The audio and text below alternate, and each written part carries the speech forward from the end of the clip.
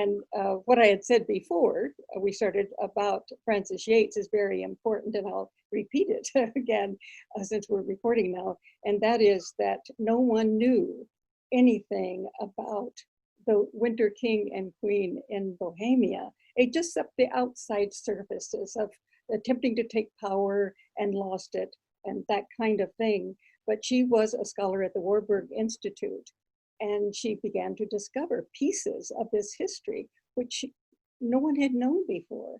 And she began to realize that what happened between 1600 and 1620 was actually a continuation of the Italian Renaissance. And here was this flourishing of what could not happen in the Italian Renaissance. It just wasn't going to happen. And so much of why it couldn't happen was because of the Roman Church was in total control through centuries in Europe, as we know.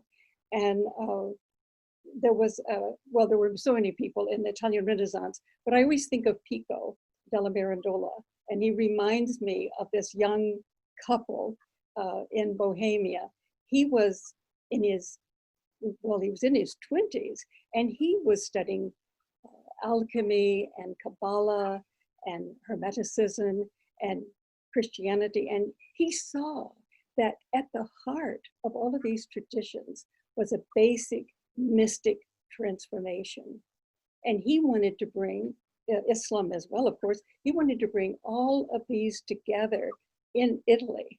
Now, he was young and full of enthusiasm and naive and impetuous, which was great, because he dared to do it without even really realizing what he was up against. And so he wrote 900 theses trying to bring all of these traditions together. Wow, that's a lot. Can you imagine? I mean, he's in his 20s. And then he went to Rome to have them printed. Now think about that. The Pope was there, you know. What year are we talking about, more or less? It was 1460, sometime in the 14, mid or sometime around there in the 1400s. And so he was going to have them printed there. Well, the Pope found out about it, of course, and he stopped that. He stopped the printing. He blocked the conference. The conference already planned these people coming from all over Europe to talk about these various traditions. So he stopped the printing, stopped the conference, and put Pico in jail. Wow. Finally, Cosimo de' Medici did get him out and under his care. But this is what the Italian Renaissance was up against.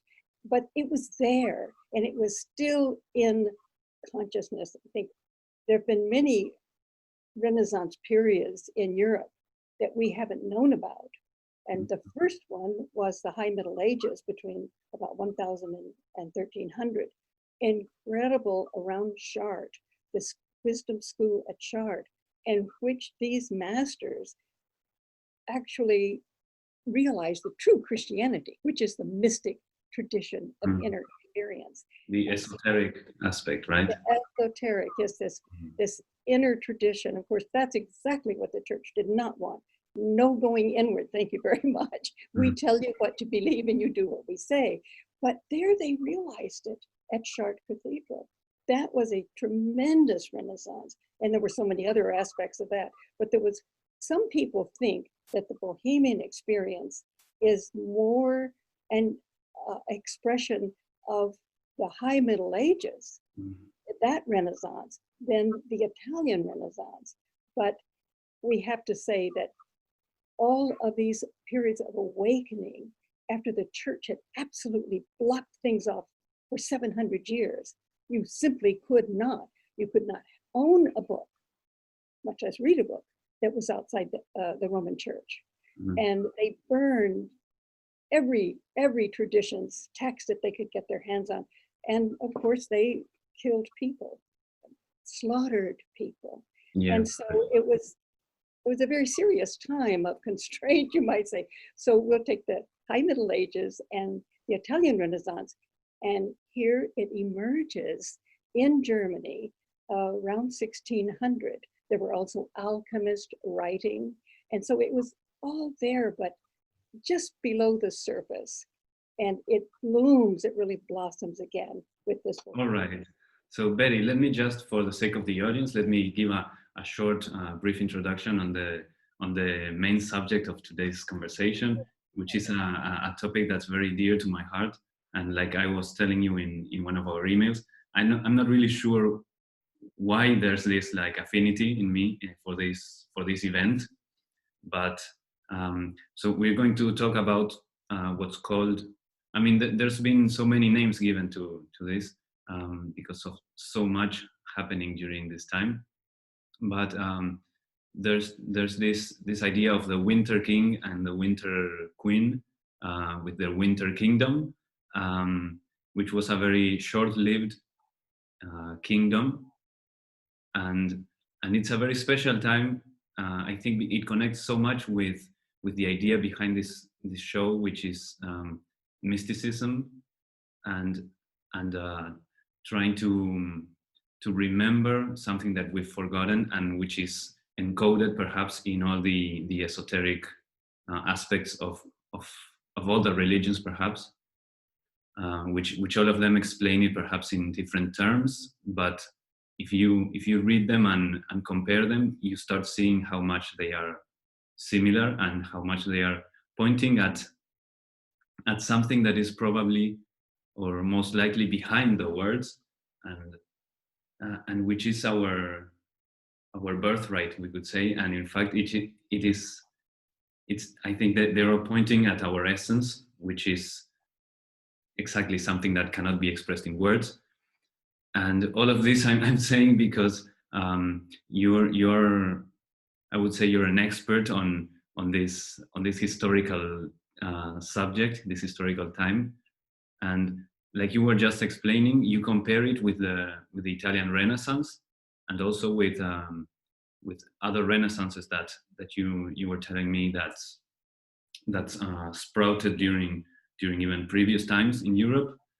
And so let's start from the beginning. I think you were about to introduce the main idea of this incredible historical time. Yes, it's the deepest way we can understand this historical time is to realize that it's not a random occurrence, is that it is the continuation of a tradition that is with us, has been with us since the cave cultures. And that's what I try to show in my book, Merchants of Light, The Consciousness That Is Changing the World, is that this is who we are, and we've lost our actual knowledge of the essence of who we are, because it began in the cave cultures, continued to develop through the great megalithic builders who have built these structures. They had to know, obviously, geometry. They were highly intuitive people, and they knew geometry, and they also were called the great builders, which is the mystical tradition, those who had been initiated into the mystical life. And then it moves into Europe during the Neolithic. We didn't even know until the last century that the Neolithic had a completely different symbolic system, that it was rooted in the soul, in the feminine image, the symbol of the feminine, which is the heart, the feeling, the inner mystical tradition. And then, of course, there's Egypt. Now, in Bohemia and in Germany, during the early 1600s, when this flowered, the alchemists who had been writing knew, and they felt a real affinity to the Rosicrucian Fellowship or Christian Rosenkreuz, or there were 3 manifestos that were written in the early 1600s. Was the Fame of the Rosicrucians, the Confessions, and then the Alchemical Wedding. Well, the alchemists who were writing did not necessarily have contact with them, but they knew very well exactly what they were doing because it was the alchemical mystical tradition. They knew that the deep roots were in Egypt, in the Hermetic tradition. We now know what was not known earlier. Alison Roberts has done a beautiful job, as well as Jeremy Nadler, in showing the shamanic tradition in the ancient Egyptian cultures. And the Egyptologists, because they had a misunderstanding of evolution, thought that everything that came before was less than we are. And they couldn't see the depth of the Egyptian spirituality. They even said they weren't spiritual. They were just practical people and barbaric. Can you imagine with this, all of the ruins that are here, that we could think of that civilization as barbaric? So people surrounding these mysterious manifestos, no one knew at the time who wrote them, and people were trying to get in touch with them and so on. The alchemists knew it was rooted in the deep Hermetic tradition of Egypt, which of course continued to develop with the Jewish tradition, the Islamic tradition in southern,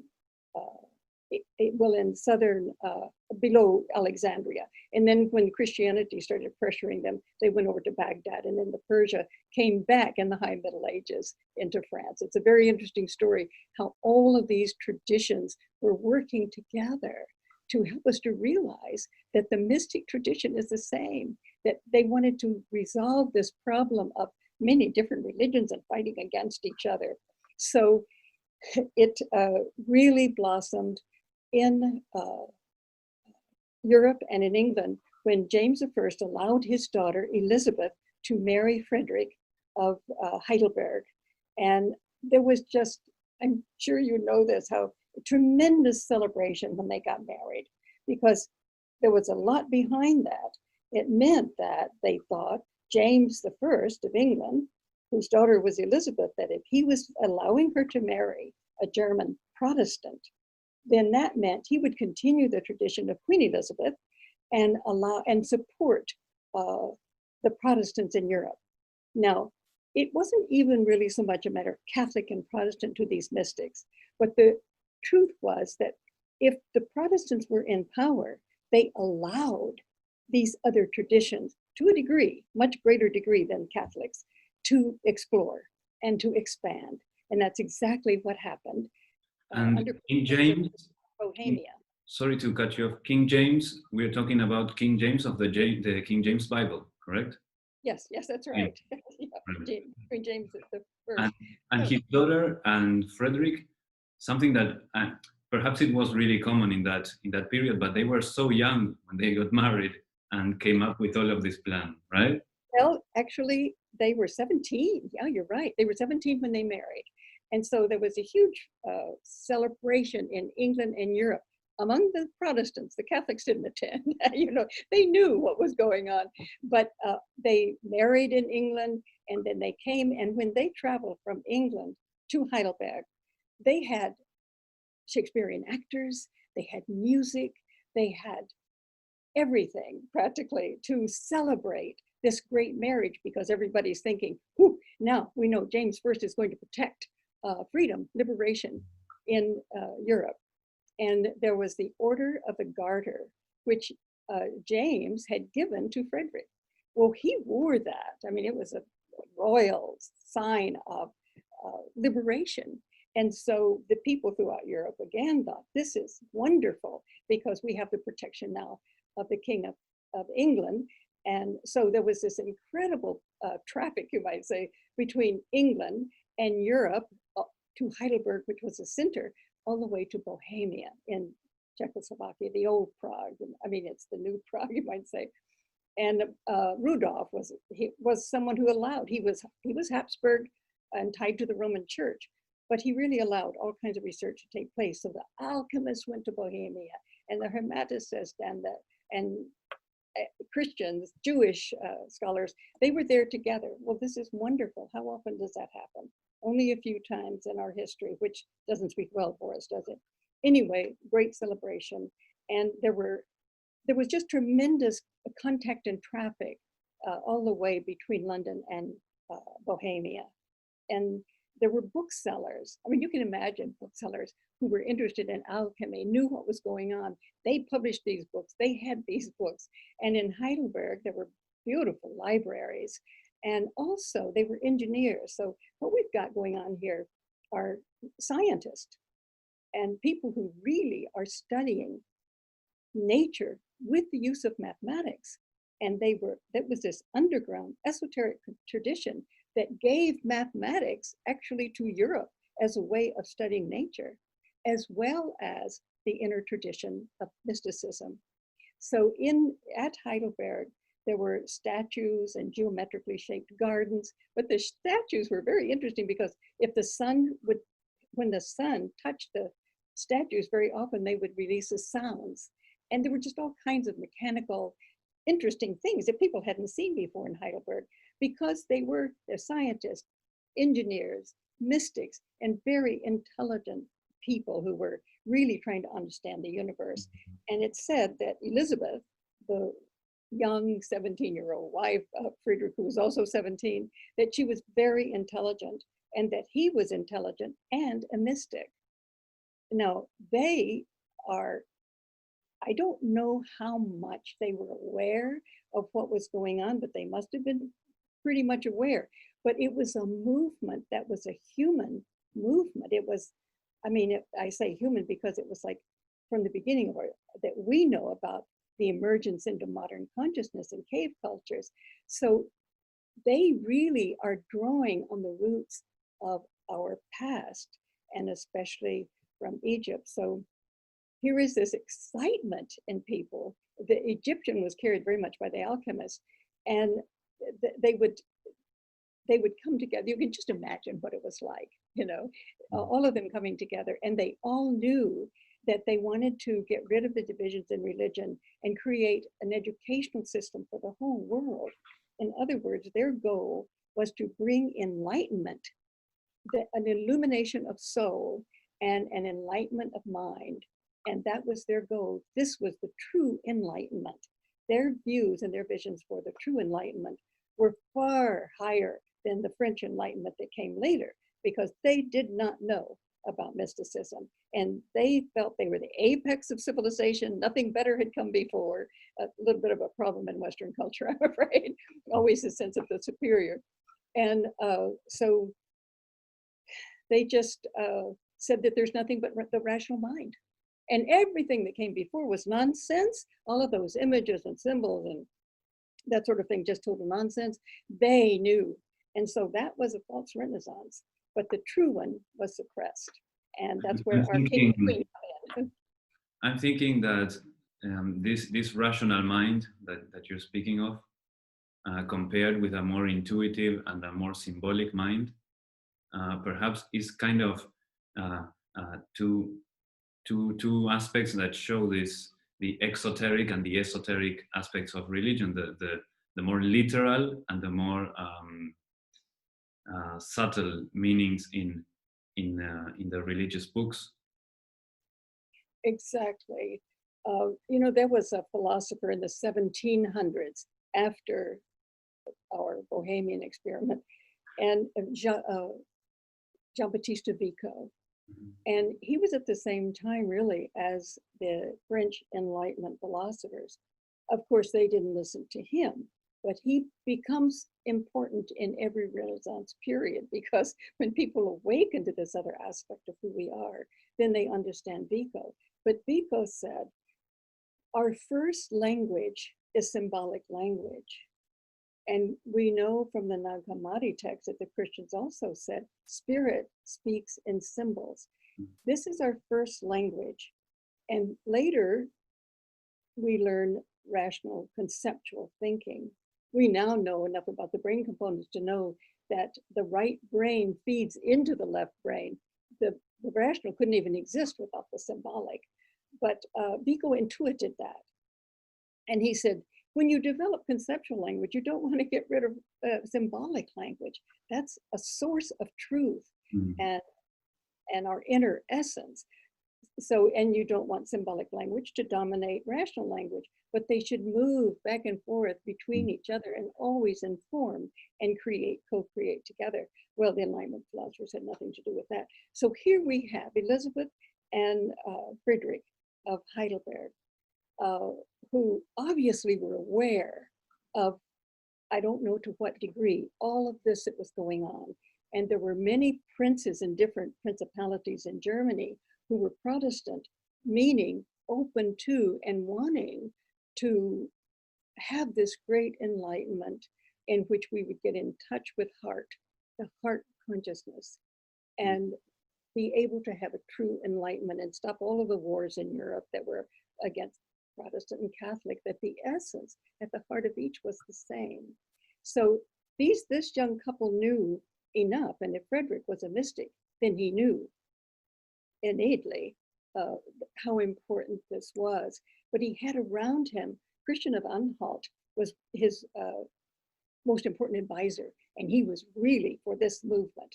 And there were just many older people around him who were deeply entrenched in this ancient tradition of Hermeticism, alchemy, Kabbalah, and they really wanted to bring this to the world and change the world. In some ways, it's a time similar to our own, because these traditions have emerged. Once again, this is the 5th European Renaissance, American included, and all of the Western countries. But it was a time in which they had just great hopes.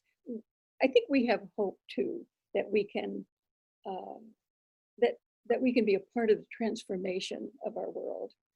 But I see it in this way, that we're in an alchemical process, and we're in the Nigredo.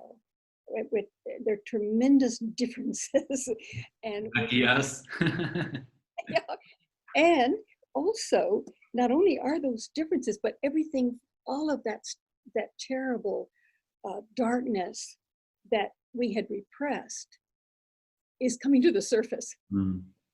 And we can see it. I mean, if we look at our politics in the States today, we can see that the administration today is not an anomaly. It is a full expression of our lack of values, are pushing everything to the surface, and money being the most important thing, and fame, and all of those things, entertainment, and no connection to the reality of the soul. It's just surfacing, and it's not trying to hide it. It's been here before, but many politicians know how to cover it up and hide it very well. Now it's just splashing all over the place, and it's our job to see it. And we begin to change the world by changing ourselves. This is our portal to changing the world. And so it's very, very strategic, strategic is not the right word.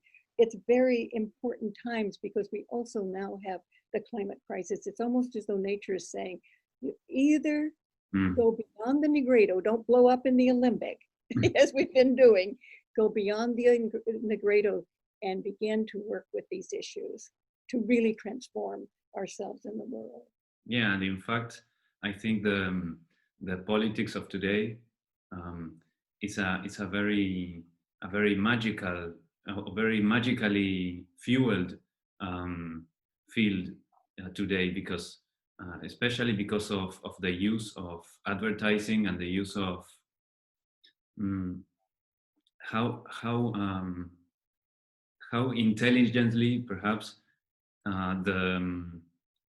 the attention and the opinions of people and that energy that lies inside people, how intelligently it's been manipulated and used to favor certain outcomes in different elections and around different topics.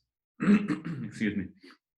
Like how I used to say that marketing is the devil, and I don't know if I still hold that view so extremely, but I think it illustrates how powerful human attention is, and that's a very big resource which is now becoming more recognized due to how many people are in social media and how much impact a single person can have through that medium, because of how many other people a single individual can reach with just posting some idea. And so whatever the intention of that person is behind whatever they are posting, whatever they are sharing, their views, and that intention can affect the reactions or the behavior of so many people, and even at a subconscious level. So like you were saying, the symbolic language and how much it's used, perhaps not always with the intention of manipulating people, but how much it can influence people. And I think that's being used so much in, for example, politics today, but not just politics, entertainment, etc. Because in a way, it's like in this part of this alchemical process, like you were saying, everything has become political. So from entertainment to religion to everything, everything has a political agenda behind it, it seems. And since the effect from a single event can be so multiplied these days, it's a really powerful time. And how much the politicians, as always, they represent metaphorically and symbolically the people that they lead, and that it's like for example, in the case of the US, the current president is a manifestation very clearly of the inner state of people there, but also at the same time, politics in general today is a clear manifestation of how we are inside. And also the climate, like you were saying, all this craziness, this climate is out of balance and very eruptive. Like we are in winter down here, and last week there was so much cold and rain. Today and the last few days it's been sunny and really beautiful, and it's like the seasons are kind of blurring into each other and happening in bursts. And I don't know, I'm rambling, but I think so much that we are in such in such a boiling moment because of the point in this global alchemical experiment that's going on, right? Yes, I think so. And I think when that happens, people do become afraid because it's not the familiar. We don't know what we can depend on or predict. And when that happens, we tend to go for dictators and for people who can save us. As the dictators always say, create a problem and then you give them the solution, and you can get people to do what you want. And so that's done through, as you're saying, all of this, the social media and the advertising and that kind of thing all around the world. But I think that people, because we were not able to go through the alchemical process thoroughly enough during the previous 4 Renaissance awakening periods, we kind of blew up during the Negredo, and we were controlled very much by, even at the time of Elizabeth and Frederick, when they lost in Bohemia. And I'll go back and tell a little bit about that. This very kind of thing you're talking about was inflicted upon them in the whole movement. The posters, the advertisement, the propaganda against them. He had, of course, the very regal Order of the Garter. Well, that was shown in a caricatured way. It was made fun of. He was made fun of. Pictures of him and of her, but especially of him. They were so degraded in the public eye, and the movement was degraded. So much so that mathematics was thought of in the same way, that there was something very seriously wrong with it, that it was magic, that there was something you need to be afraid of. So it's just, they could do anything they wanted because they had the power. And let's go back to the power. The power was in the Habsburgs, who had a family that became very expanded around the world, but especially in Europe. And they were in lockstep with the Pope. And Rudolf was a Habsburg, but he didn't go along with that. And that's why all of these underground traditions could work together in Bohemia. But they knew that when he died, it would be different. And there were a couple of people after him, but all of these people, so it wasn't just Frederick and Elizabeth at all. They were coming even in a later period of this incredible rising of these deep underground traditions that were mystical. And so this was fermenting throughout. And those other people around them saw that Friedrich and Elizabeth would be the two people that might be able to take power when Rudolf was gone. Now, as I said, there were a couple of people I think who came after him, but they worked with the people in Bohemia who said, wait a minute, we have the right to elect someone who's over Bohemia. Now, that was questioned, of course, but they said they did have, and so they chose Elizabeth and Friedrich because they felt that these two were capable of carrying out their plans with all of them. And so they did elect Friedrich. And so the two of them, I think they were maybe 23 when they went to Bohemia. I think she had her fourth child when she arrived. They ended up having 13 children. But of course, the Habsburgs were furious with what they had done. And what happened is that James I did not support them. They had absolutely, everybody in Germany, all of the Protestants believed they had James' support. He betrayed them and married one of his children into royalty in Spain. And so they were on their own.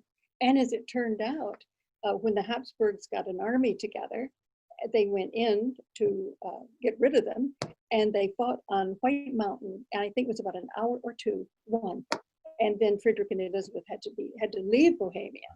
And they didn't have, of course, a winter, it's a little more than a year, I think. They didn't have time to carry out the plans of all of these mystical underground traditions and the Protestants of Germany and Europe. And Bruno had been involved in that too, but he was burned in Italy. I mean, it was Giordano Bruno. Giordano Bruno, yes. Because during this time, there's this tension because of the power of the Holy Roman Empire, correct? And yes, as I understand it, sorry? It was the Habsburgs was their military arm in a sense. And Habsburgs, if I'm correct, it's Spain? No, German, but it's extended throughout the world, really. Right. But it was especially at that time very powerful in Germany, and that meant all of Europe because it was in league with the Pope. It's and Frederick, as I understand it, he had the power. He was an electorate, and this means he, along with I think it's like 7 electorates in total, they had the power to elect the emperor of the Holy Roman Empire. Is that correct? No, just in both. It was a branch, and that was Bohemia. They could elect their representative, not of the Holy Roman Empire, but of the Protestants in Bohemia. That Bohemia itself had the electorates, and he was one of them, so that they could vote in the person they wanted in control there in that place. Well, of course, the Habsburgs had claimed that land as their own, so they were not going to put up with some upstart, as they saw it, coming in and saying he could. Well, actually, it was the people in Bohemia who said, we have this power and we want Friedrich. And so they voted him in against the will of the Habsburgs, of course. And so when the Habsburgs went in militarily and defeated them and they had to leave, they couldn't even go back to Heidelberg because Spain also came in. The Roman Church's representatives came in and destroyed everything in Heidelberg. They destroyed books, they burned papers, these scientific research papers, they threw them into the stables where they could never be recovered. And it could be that some of the books were taken to the Vatican. They destroyed that beautiful Renaissance city to the degree that no one even knew that it had existed until the 20th century. So now, there was a lot of debate about whether Friedrich should accept that. You know, he agreed to do that, but after a lot of contemplation, he so wanted this Renaissance that he finally felt if he could play a part by holding that position in Bohemia open, And that would allow these underground traditions to continue to grow and develop, and they could begin to teach and have an educational system throughout Europe that perhaps they really could bring about the Enlightenment. So he took it, not for egotistical reasons as far as I could see anywhere. And then, of course, when they lost, they went to The Hague, and people made fun of them, criticized them. Talk about social media, everything they had, and they had the power to get the. And so Europe fell back into a dark place. 30 years war after that. And then when in 1660, now the war was in 1620, they lost, they had to leave Bohemia. In 1660, after the 30 Years' War, the Royal Society for the Study of Science was born in England. But no scientist could study anything of the inner world if he wanted to live. This was the effect of the Roman Church. I think it's so interesting and ironic that the Roman Church, it was supposed to be about spirituality, prevented the study of spirituality. And we had a materialistic world for 300 or 400 years because of that. I mean, talk about, advertising. I mean, they had the power. There was nothing but matter. We are a fluke of nature. There's no meaning, no purpose. Exactly the opposite of what these underground traditions, our true essence, had been trying to bring about for centuries. And so there was the Royal Society. Only with quantum physics have we left that position and now know that, they are saying the things the mystics said. So now the two are coming back, and that gives me great hope. The youth of the world and quantum physics, I think will, because I think the youth see what's happening, many, and they don't want to live in a world that the climate change is going to bring about. And they see more now through the materialism. But it was the failure in Bohemia that brought about the material science and the horrible, horrible world view that we have had to suffer with for hundreds of years.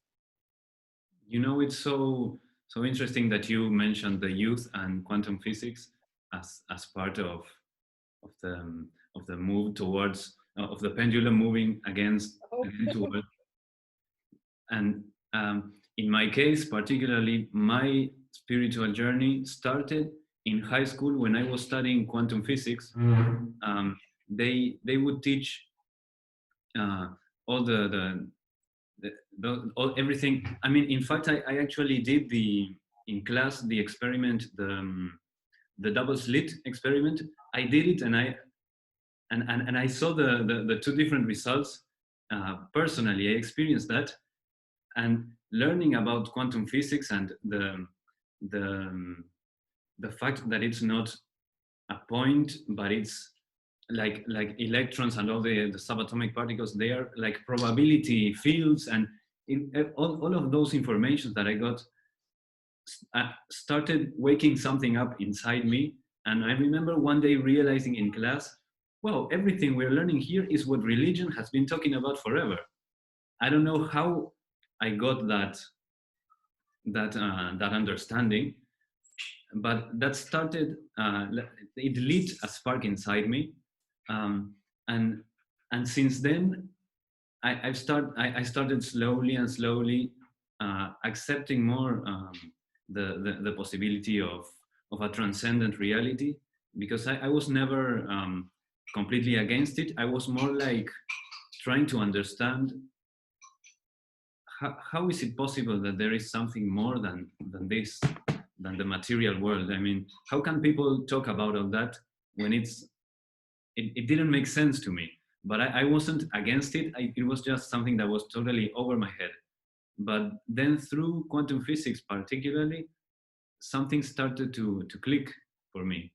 And I see this tension between, again, in this historical event with the Catholic Empire, this tension between the masculine and the feminine, between separation and collaboration, and those things that have have created such boundaries between us, and which these renaissances were trying to dissolve those boundaries. Yes. Yes, and awaken us to the larger essence of who we are. And every religious tradition began with a mystical experience. And when, for instance, Jesus was a mystic in the Christian religion, and the hidden or the secret teachings of Jesus were about going inward and techniques of going inward to experience this for ourselves. But when the Roman Church took over, they made Jesus a god that we must worship. When we found the Nag Hammadi text in Egypt, which were texts that were also used in the early stages of Christianity, Jesus teaches, when you drink from my mouth, you and I are one. And he did not think of himself as a god at all. He knew that we all had the potential, that we're all divine and creative and immortal, and that we all have the potential to achieve this, what is called today Christ consciousness or cosmic consciousness. That is what his work was. But the church then transformed him into a god, did not try to have us know that we were potentially Christ consciousness, and tried to initiate those inner experiences so that we could become that. They didn't do that. They killed that out. And that's what the danger is. But in Judaism, the Deuteronomists had done that earlier, and the church picked that up. Just very briefly, I think it's so important that how we have been brainwashed and conditioned and taught certain things, even when we didn't believe the stories have shaped our lives and our culture. For instance, the Deuteronomists changed Judaism, because in the first temple tradition, it was, according to Margaret Barker, and her research is extensive and excellent, that it was a shamanic, mystic tradition, the first temple. When the Deuteronomists came in, they took all of the wisdom literature, all of the mystical literature, threw it out of Judaism, and got rid of all of the images of the feminine, burned her sacred trees, and she was never then a part of the masculine again. Together, they had created the world. After they get rid of her, he becomes a tyrant, a bitter, revengeful type of person. But also, they changed the story of the tree. There, and I have in my book, there's an image, many images from the past, and certainly from Egypt, of the tree of knowledge and of life. And the gods are saying with their hands out, here it is, eat it, take it. It was always there for us, not forbidden. We were initiated into the mystic tradition, and the tree was a symbol of that. But the Deuteronomists then had one of the most vicious stories that said, no, no, no, you cannot eat of the tree of knowledge. Well, what divinity would not want people to be conscious, you know? It's a terrible thing. No, that is not for you. You cannot eat it. And then when they do, he curses both of them, really. She to have pain and childbirth, he to till the land and get very little from it, and curses nature, which has still, strangely enough, but truly enough, has to do with our attitude toward nature and the climate crisis. But man was condemned.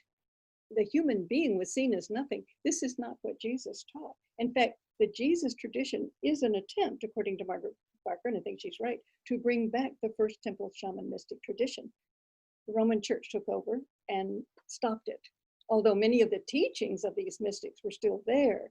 So this is another thing that in Bohemia, this was an attempt to bring back, as they said, the true essence of Christianity. They knew what that was. They knew that the Deuteronomists and the Roman Church had distorted it, but the true essence is that we are divine, we are creative, and we co-create the universe. And for sure, we're immortal. And of course, the Deuteronomists said you die if you do that. Well, no, that was part of the ancient mysteries, of course, was to discover that we are immortal and creative. That's why it's so important to become aware of all this, but not to to go to the extreme, not to go to the extreme of becoming lost in conspiracy theories, etc.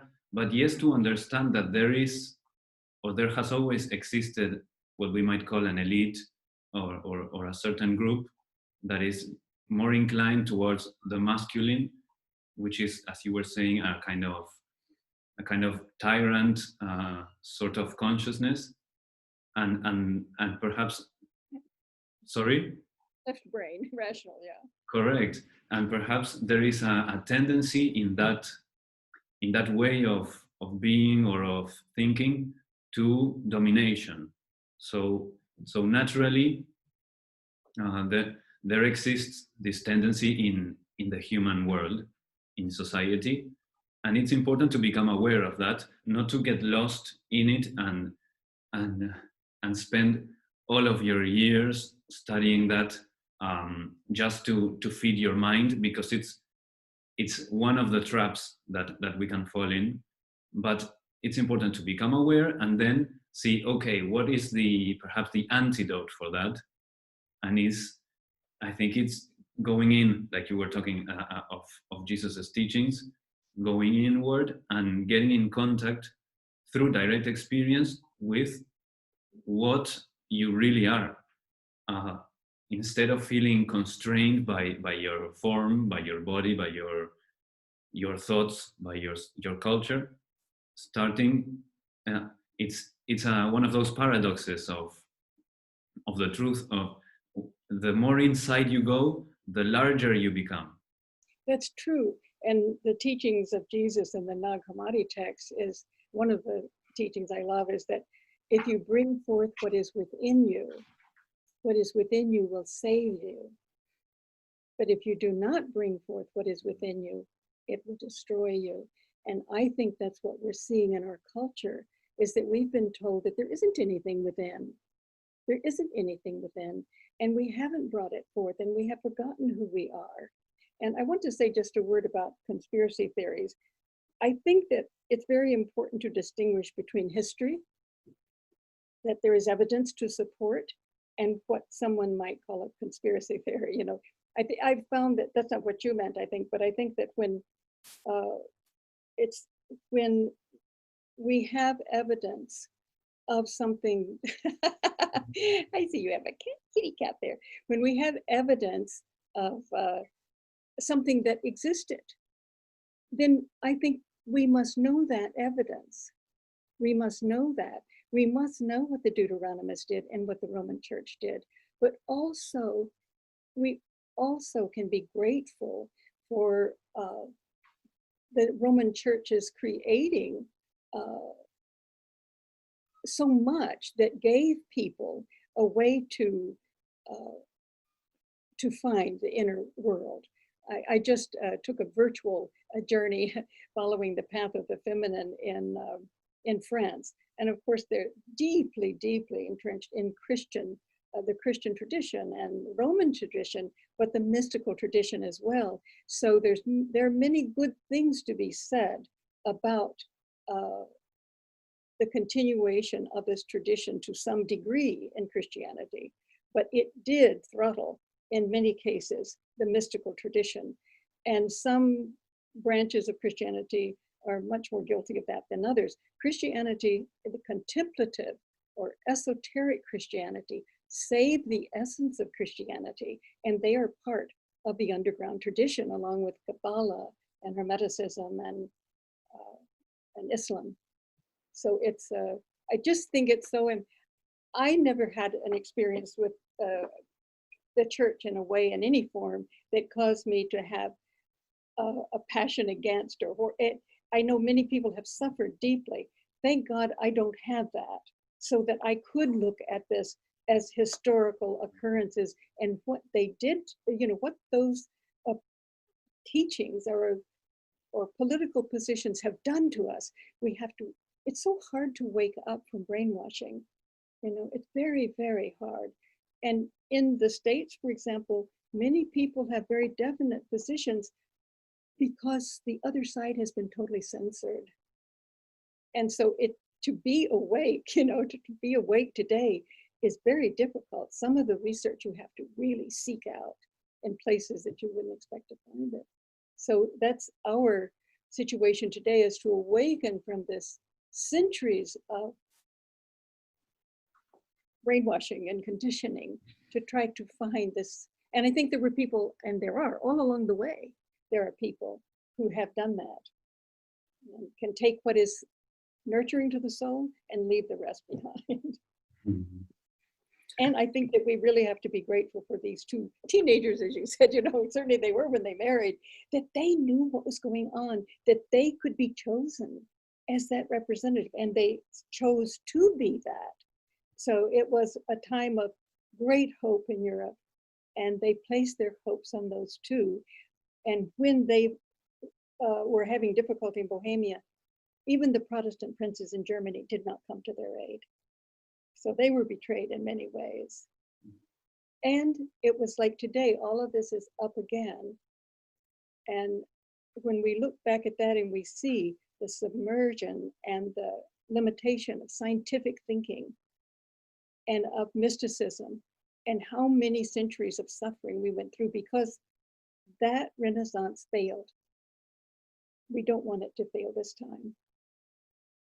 And I think we are in a very interesting place. Last year, I got this this kind of understanding or glimpse, which sparked the idea of the show, of a kind of a mystic revival. Is how I saw it, especially through the use of social media. Which, until I got this, I would look at social media and see this is just a distraction machine again. The new television, or the new way to distract, the new Colosseum or whatever. And what you were saying reminded me of the power of the feminine, that despite the efforts of pushing down the esoteric part of religion and the power of or the role of the feminine side of our nature, despite the attempts to push it down, it's kind of like trying to grasp air, you know, it will get out anyway. And so they don't let you study something, and they become very rigid.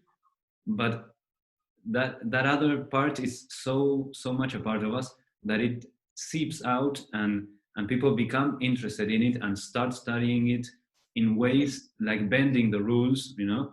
And that's what's happening. And you know, in the 20th century, we really, some caves had been discovered earlier, but the 20th century is when we really began to understand. And then also in the Neolithic culture, Maria Genduras, she was here at UCLA. I met her, she was a friend of mine. I became a friend of hers because I saw the work she had done. She discovered old Europe.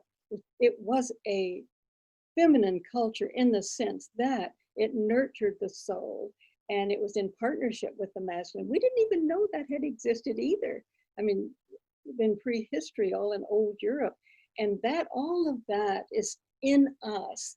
And in the 20th century, she did her work, the cave cultures, the discovery of quantum physics. And as Paul Levy says, it was our collective dream, quantum physics, to heal ourselves. I absolutely agree with that. So there's so many. Then we found out about the Egyptian cultures, and that was a shamanic tradition. About the first temple, that was a shamanic tradition. And also the Bohemian experiment was discovered in the last century. Things have surfaced, and it's ready for us now to do the work. And hopefully in a way that we can continue and actually save the planet and allow us to recognize our own soul self, the wholeness of ourselves. And you know what? Also, the phrase you mentioned, Jesus' phrase of bringing what's within you, that it will save you, or if you don't, it will destroy you. It reminded me of one that I think it's from Buddha. I'm not sure, and it says something like, "You are not what you think you are, but what you think you are." Yeah, there it is. Super powerful. And that's the thing we haven't known. The Deuteronomists taught us that we're not divine. We're not immortal. It's all of the not, limited. And why? Because they were politicians and they wanted power. And the same, of course, with the Roman Church. Now, within the Roman Church, there have been so many beautiful people who have discovered who they are and have taught it and helped. And so we can't put a blanket over anything. It just, there's such diversity within everything. But that's it, is that for so long, I mean, I think the cruelest worldview has been that you are a fluke, we are a fluke, with no meaning, we can't live that way because we're the exact opposite of that. And I think that for all of the young people in the world today who are looking at the planet and looking at what's going on, that we don't need to be depressed too long anyway, is that we need to remember we are a long line within our species that is attempting to become conscious of who we are. And let's hold on to that, be as strong as we can in that. And from there, we'll know what to do. But I see such promise in youth and many other people as well. But when I taught during the counterculture, I was teaching in college, and people would talk against the young people at that time. And they were, everything was happening there. They were so aware and working so hard to understand. And I taught a course in mythology with all of the symbolic language. And it was just one of the most exciting periods of my life. And for many of them, they thought so too, that our discoveries were so important. And each person, I think, is born with, as the native people say, a sacred medicine to give to the world. And that is our responsibility to recognize that in ourselves and bring it out so that it can heal. And I saw just a clip the other night of you with some talking about music, and music is healing. Yes, indeed. Music creates a different resonance, a different worldview. You know, I could be very, and I need to listen to music more and be in nature more, because I sometimes have too much with the word. But if I hear music, everything can change, depending on what it is. So you have, I commend you on starting this, you know, the mystic times, because I think that's exactly at the right moment. This is where we are now, to trying to recognize that in ourselves. Sorry, the cat is trying to destroy my cell phone. Get out of here. Yeah, definitely. I think I've had certain experiences in life that have opened a door for me, you know, something that, like I was saying before, I was maybe what you would call agnostic. And so something that was lucky for me is that I wasn't closed down to the possibility of something more. And then through grace, I was fortunate enough to have access to certain experiences that showed me and demonstrated for myself the existence of something else that you cannot put into words. You can point at it and you can talk about it for hours and hours on end, but never really completely cover it, because as I've seen it, it's what is behind words. So it's the silence between the words, and experiences that I just cannot explain with the rational mind, and I have a very strong tendency to be very rational, and which in a way it's also good, because you can it's a way to discern, right, through It's so important. We have several brain components, and our job is to learn how to integrate those brain components with the heart. And that has been severed in Western culture. Nothing but the rational, thanks to the French Enlightenment philosophers and a lot of other movements. But that is our illness, is that we need to know, and I think very important for our time is that people discover new techniques, discover the old techniques for integrating the brain components with the heart. And that was another thing that I wanted to say about the High Middle Ages, the development of love and heart consciousness so that the whole body became the heart. And this was also true of the Bohemian experience, is that the heart was, they understood that we cannot be well if these brain components don't connect with the heart. And we now know with heart math, for example, we've done scientific studies that show the heart gives many more signals to the brain than the brain does to the heart. And when it is entrained and connected, then the frontal lobes just create all kinds of signals. So to learn to feel, and the Egyptians knew, those visionaries said that life cannot continue to unfold without feeling, without the heart. All of these ancient traditions knew that. We are rational, that's a beautiful thing. And now we have to energize the symbolic brain and the heart and get them connected so that we can be whole again. And we now know too that the rituals that our ancestors did, many of the repetitive rituals, which we laughed at, when we saw them, that they actually created a slow brain wave that integrated all of the components of the brain to the heart. I think that this is something that we need to work on, techniques to integrate these brain components to the heart. And I wanted to say one other thing about after the Bohemian experiment had failed, it continued because just to the northeast was Silesia.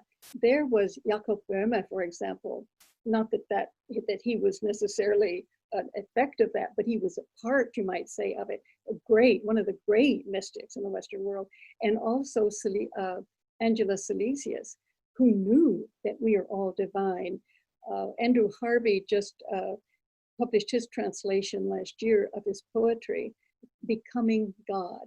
And he knew, that's in the 1600s, later 1600s, he was saying we are all this, and then that everything went underground, but it became several different things, but one was a very strong underground tradition of pietism in Germany.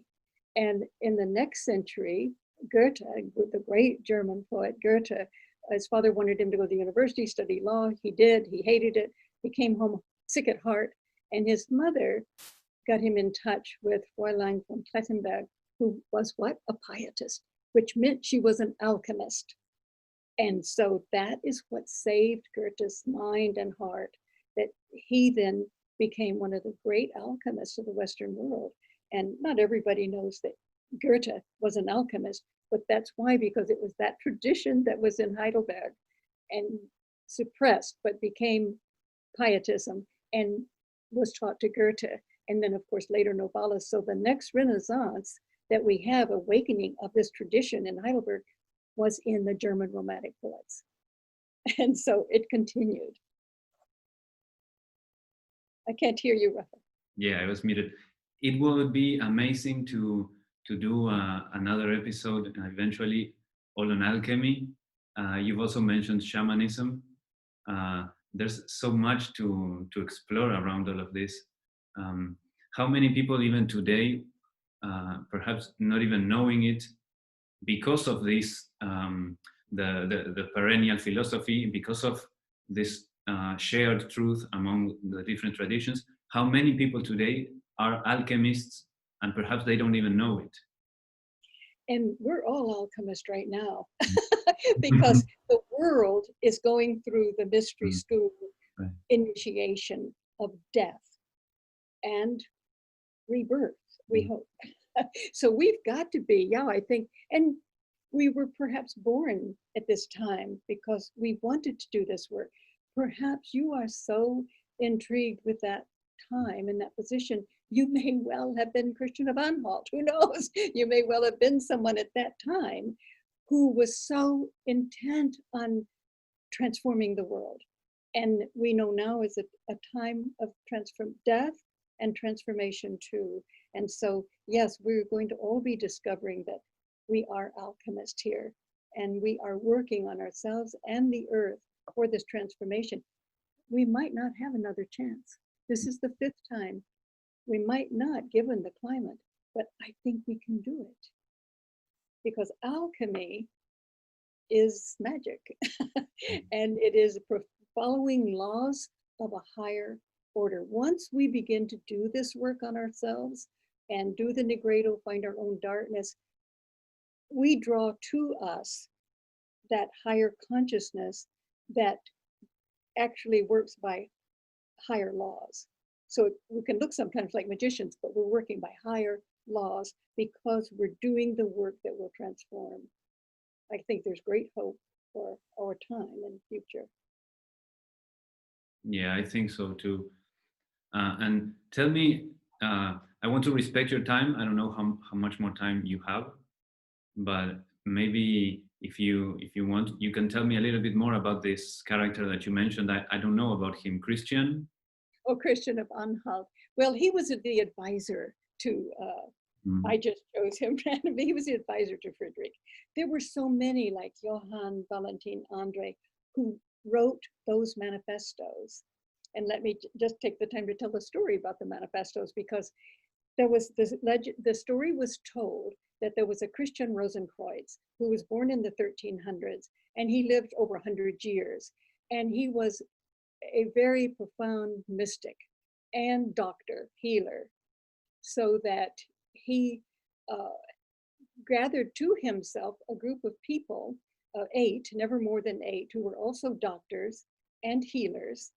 And they were to take the oath that they would never marry, I think only because they were going to be doing so much work, and that they would always heal, but never charge for it. So this went on for a few centuries. And so the manifestos are saying that in the 1600s, this consciousness has grown to the point that we think we can bring it forth.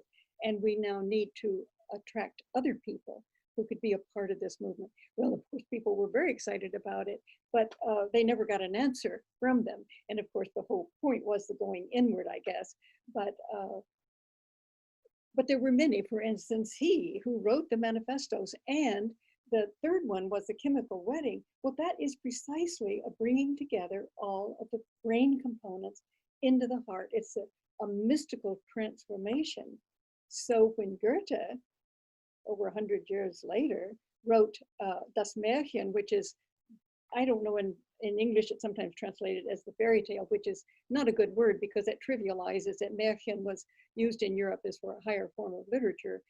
But that was a chemical wedding too. No one understood it at the time. So you could have been any one of those, Rafa, carrying on there in the, I think, who knows, but sometimes our affinity for a place and for a time. And then we come back when we can hopefully, maybe this time, bring it forward. It would be cool to have been one of the main characters, but maybe I was just a servant that overheard everything. And now I'm and it's grown and blossomed through all these years. Yeah, it could very well be equally as important. Yeah, and that's so important to know, is that every single one of us has a piece to the puzzle. And earlier you were mentioning, and talking of the rational mind and all that, and I did a quick search here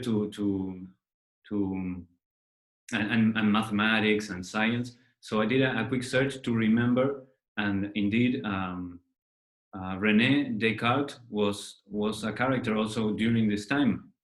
He was, yes, he was, and a friend. I don't want to interrupt you, though. No, go ahead.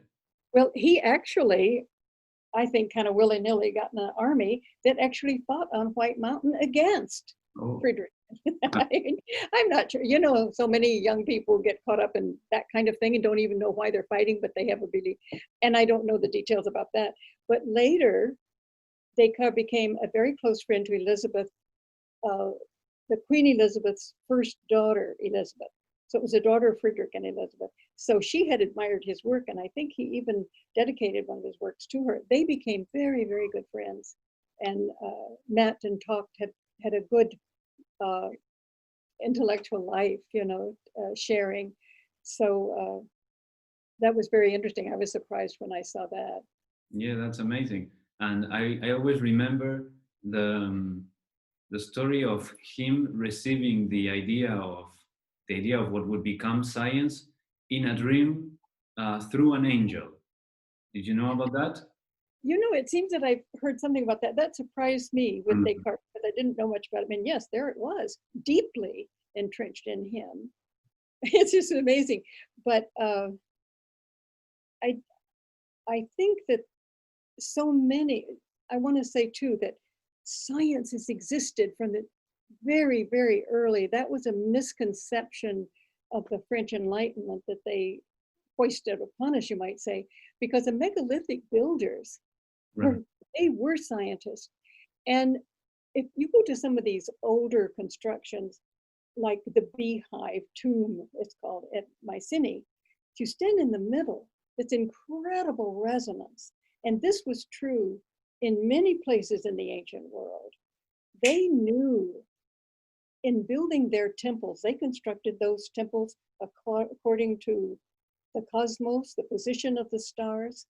And they also, like at Chartres Cathedral, everybody came together for that. The Sufis, the Jews, the contemplative Christians, just every alchemist. I mean, the glass that was done there, the stained glass, is magical in a way. And after that was finished, those workers disappeared. And also the temples all around the world, the true temples, were built constructed in a way to initiate that experience of our essence. Mm. That the vibration that was there, everything about it was constructed to assist us in realizing our divinity and creativity. They knew things that they were scientists far beyond our scientists today. But I think with quantum physics, we are moving in a completely other larger direction. But that was something that's so interesting, is that the beginning of science was not in 1660, when they could only study the material world. John Dee, for instance, was an assistant to Elizabeth, or an advisor. He was brilliant and also a mystic and mathematician. He had been in Bohemia and then in Europe before Elizabeth and Frederick went there. So science was an intimate part of the mystical tradition. Once we experience the inner world, of course, our mind wants to understand it mathematically and scientifically in every way possible. So it's always been there, sometimes less developed or more developed, but it didn't begin in 1660. And I think that, as I said, that earlier tradition has now come together in quantum physics. And we have some real possibilities of understanding the real dimensions of the universe now. Mm-hmm. And they're saying the things that mystics had said before. Yeah, and the rational mind seems to have more this a tendency to develop kind of hierarchies, and so you need to learn it from an authorized source in a way, whereas the more intuitive and symbolic and mythic language or aspects of life, it's whatever whatever wakes up within you. So you see a symbol and it doesn't have one single meaning, and it's a closed thing, but it's actually completely open. I mean, of course, symbols can have some meanings that are general, and like fire. Okay, yes, fire is light, is heat, it's power. But then, for me, perhaps fire wakes up a lot of other connections, and it's such a powerful system, symbology, and this left side of the this feminine side of the brain, that it's like open source in a way. Exactly, and it ignites the principles that need to be ignited for our development. I've often thought it's strange that people considered a sacred text just whatever was historically that they put together. We know that the Roman Church got the men together and they threw out many texts that were used throughout the ancient world, and they kept some. Thank heavens they kept some of the teachings of Jesus, but they didn't keep the teachings that taught us to go inward and that we are the same. In fact, they had threatened to destroy the Nag Hammadi text, and that's why the priests there buried them, and we found them again, those texts, along with the Dead Sea Scrolls in the last century. But I think we know now that a sacred text is not a sacred text just because someone has it in an organization. A sacred text is one that is organized, that is structured by the organizing principles of our inner soul, our psyche, that there are principles by which we grow and develop, and that's the blueprint. So these fairy tales that follow those principles, or your dreams that follow those principles, or your receiving of certain symbols, it doesn't mean you look it up in a book, as you say, but no, it's what it ignites in you for your own evolution. But a sacred text is sacred because it does ignite the principles of our own evolution. And that's why in the book Isaiah, they held the blueprint to our evolution. They knew that, so that we would honor those aspects of ourselves. And I was thinking that this, how to put it? No, I'm sorry, I just lost it. It was something about the feminine, the feminine principle, but I lost my thought. Well, it's yeah, I know that situation. You got it. Okay. Well, I think I got it again. Like it connected to, you know, this Taoist principle of Wu Wei, of doing without doing. So in a way, even though they created these councils to edit and create the Bible, for example,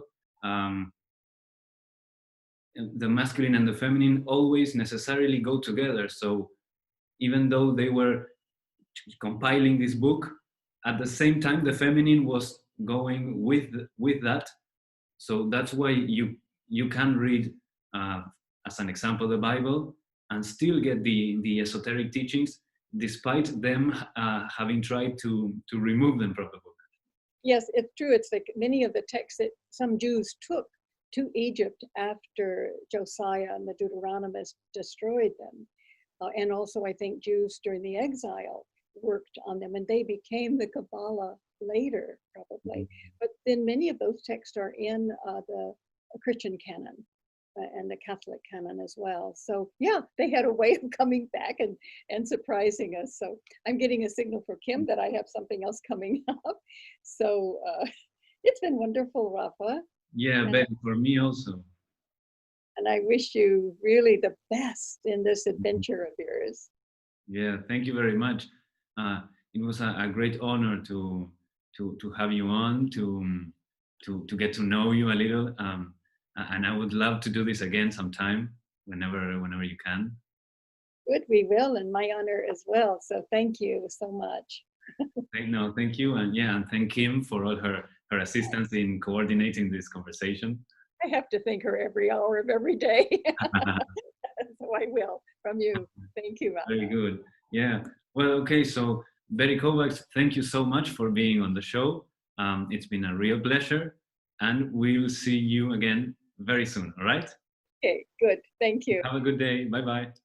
Bye-bye.